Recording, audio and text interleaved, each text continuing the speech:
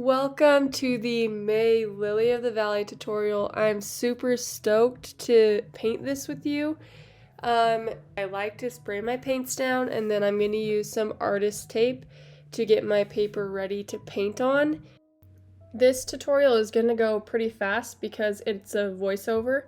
So if you need to pause it at any point, please feel free to do that.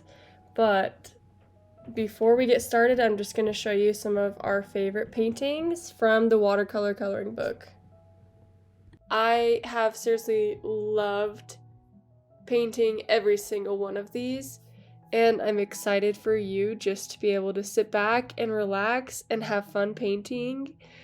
So yeah, if you haven't already, the link is also in the comments, along with the link to the material list and the free watercolor course. So just as a reminder, I use 2 cups of water. I usually spray my paints down, and I have a medium round tip brush and a filbert medium brush. So we will use, majority of this painting will be done with this round tip brush. So let's get started. First thing that we are going to do is grab a medium light gray. If you have that on your palette, that's awesome, but if not, you can just grab black and dilute it with a good amount of water. So once you have that, we're going to start painting the middle of these pretty flowers. I have a test sheet just to make sure I like the color before putting it on my final piece. Okay. All that we're doing is dropping this gray that we just made into the middle of all these flowers. It's really simple. All you need to do really is put one shade across the entire middle. And if you choose to, you can drop a little bit darker of a gray into the middle to show just a little bit of dimension and lighting. So I'm going to set you free to do that, and then we'll get together for the next step.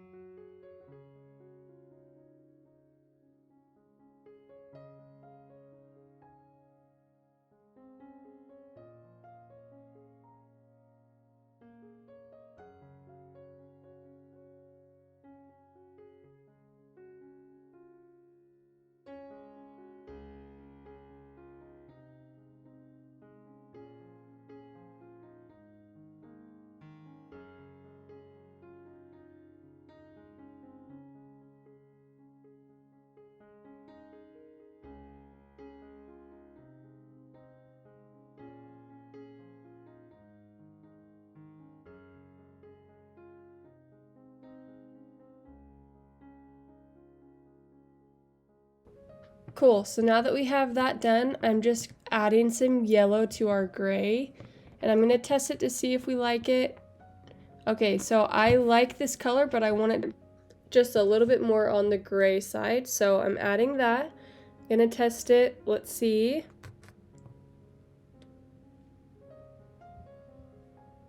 Okay, so this is more the color I want. I'm just going to dilute it some more with water, and then we should be good to go.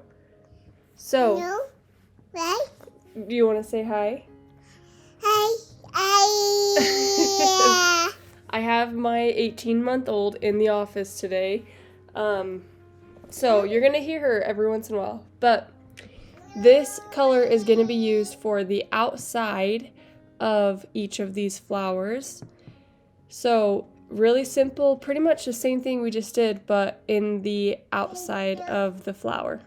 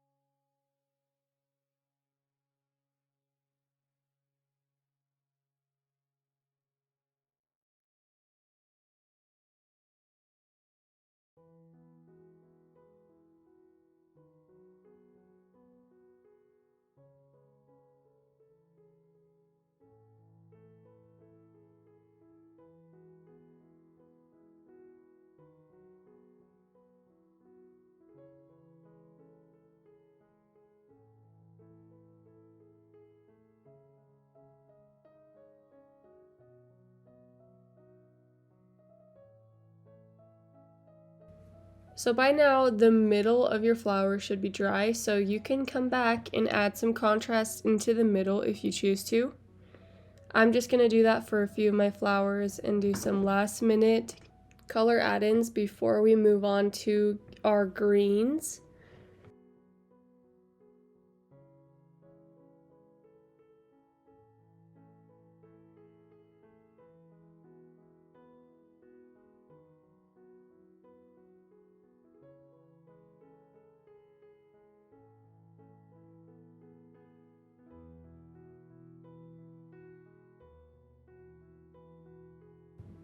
Okay, let's get mixing our greens. I'm going to do a vibrant but foresty green for the leaves and stem. So I'm adding this green, and then I'm going to add in some yellow and then purple to muddy it down just a little bit.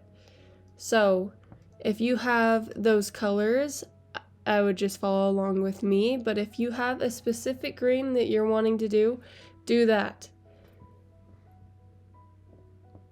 Yeah, see, I really love this one. I think it'll look really pretty with the colors that we already have. Bring in some more vibrant colors to all these neutrals. Cool.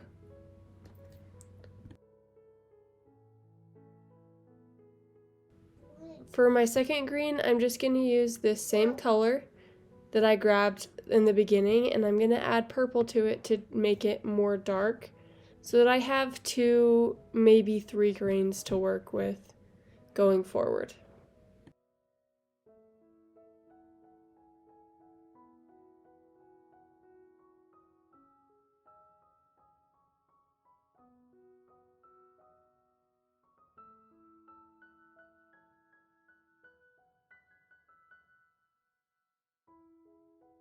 For my third green, I'm just adding yellow to an already existing green just to make it more vibrant, and it'll be my lighter color of the 3. This will be what goes in the middle of the flowers on the little stems, or the seeds in the middle. So you're going to do very, very light pressure and just follow the lines as best you can. But you're just going to be doing like a little, really just a small little petal in the middle, just like that.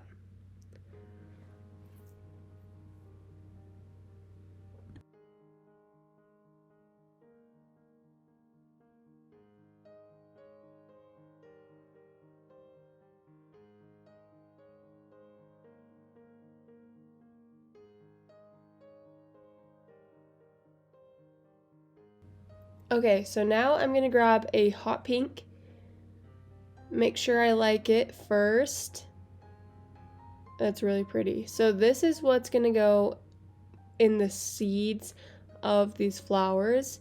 So you're gonna do like 4 or 5 of them in the middle of each flower.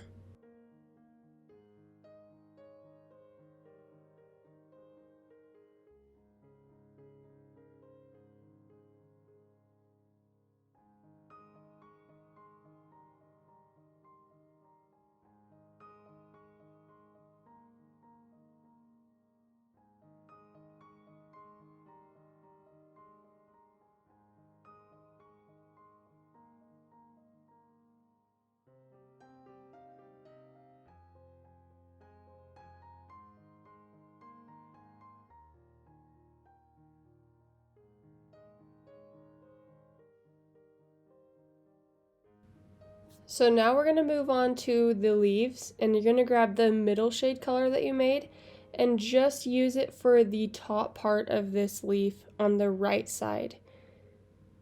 Once you've filled that in and you're happy with it, you're just going to grab the darker shade that we've made with the green and purple mixed, and we're going to put it below this one.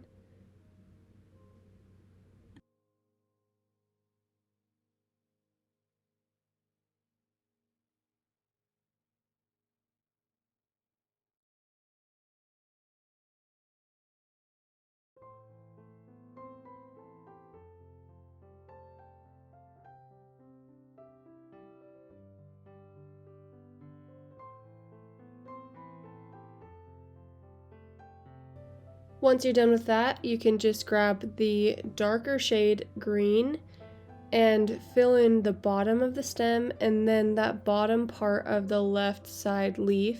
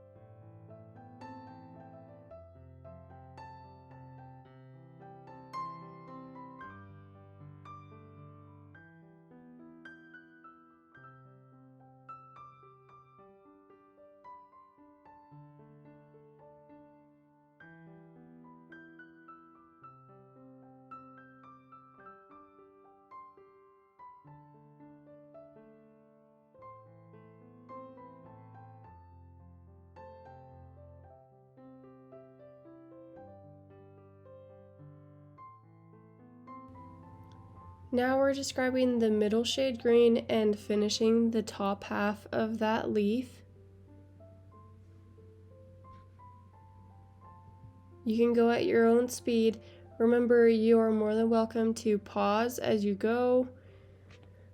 If you want to learn more about how to do greenery, I really highly suggest this free landscape mini course that I collaborated with my dear friend Nicole. She teaches you how to do light, shadow, wet on wet, wet on dry, how to apply that to your florals and greenery, and even she'll take you through a few different skies and mountain ranges on this really simple, beautiful tutorial. So it's free, it's in the link below. Definitely want to check that out. So now that we're almost done with this top half of the leaf, all that's left to do now is grab some more green. I would do the dark shade of green for the rest of the stem.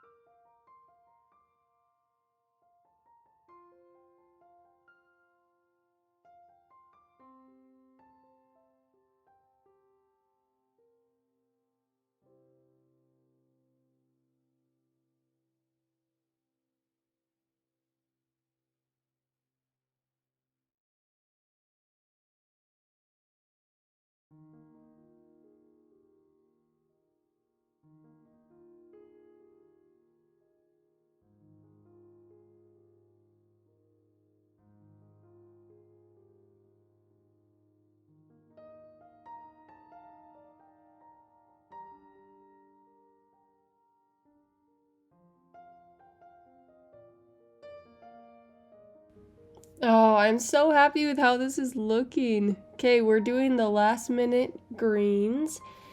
And then we're gonna mix our background color. So I'm thinking we're gonna do purple, just because I feel like that's really harmonious with the colors that we've already chosen. So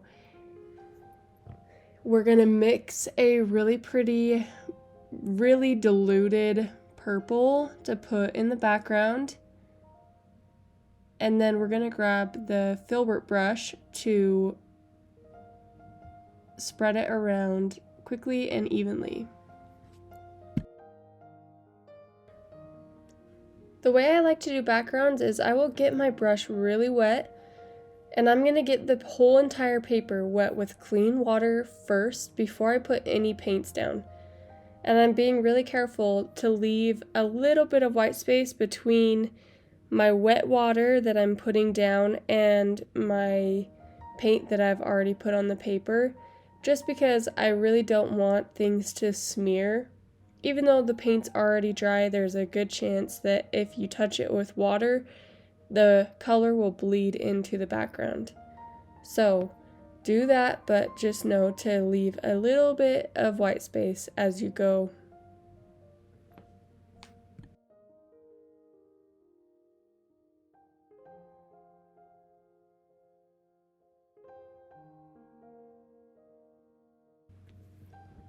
Okay, so all you need to do once you're done with putting your water down is you drop in the color that we just made, and it is so pretty how it turns out. Really, there's not a lot of pressure. You just drop in the color and you can blend it together, or you can let the water do its thing, whatever you choose to do. But once your paper is dry, we will meet back up and do the line work.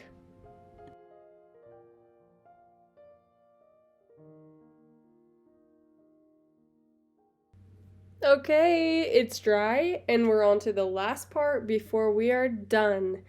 So, the one thing that I want to say about doing line work is if you're wanting more organic, fun, loose shapes, you want to go as far as you can with the pen without lifting it up or starting over.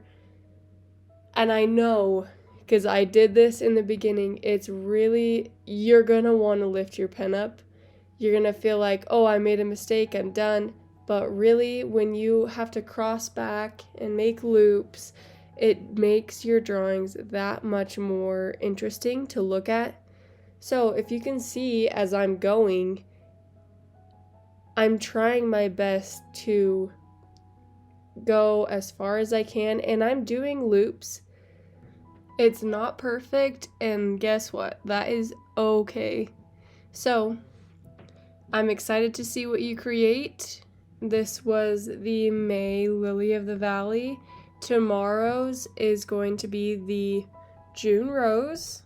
So stay tuned, and remember that if you share it, please, please, please tag us. We love to see what you create, and we'll see you next time.